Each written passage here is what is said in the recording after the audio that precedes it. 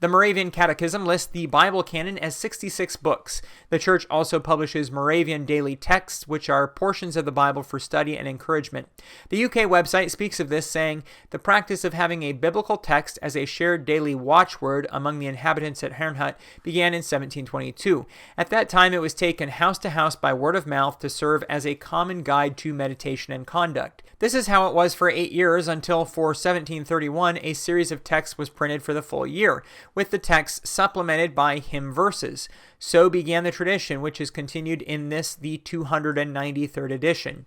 The Old Testament texts are chosen by lot, and a New Testament text is then added. This process takes place annually in Herrnhut on behalf of the worldwide Unitas Fratrum, and from there the texts are distributed to each province to be reproduced in a form suited to local needs."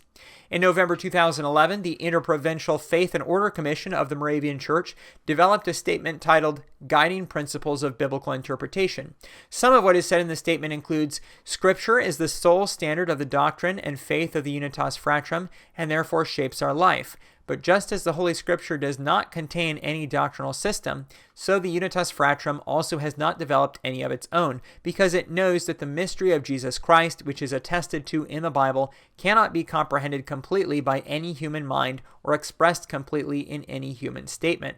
It also states, "We do not believe that Jesus points us to Scripture so much that we can find the answers there, but rather that the Scripture points us to Jesus so that we can find the answers in Him."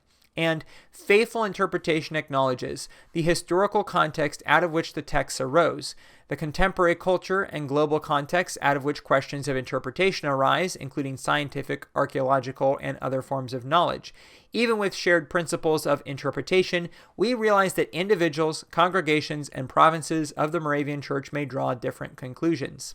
In his 1902 address, Essentials of the Christian Faith, Moravian theologian Augustus Scholz said, "Opinions may differ as to the infallibility or inerrancy of the Bible history, prophecy, and doctrine, as to the possibility or desirability of harmonizing certain biblical narratives with the declarations of science and of reason, as to the mode and degree of inspiration that is conceded to one or the other part of these sacred scriptures."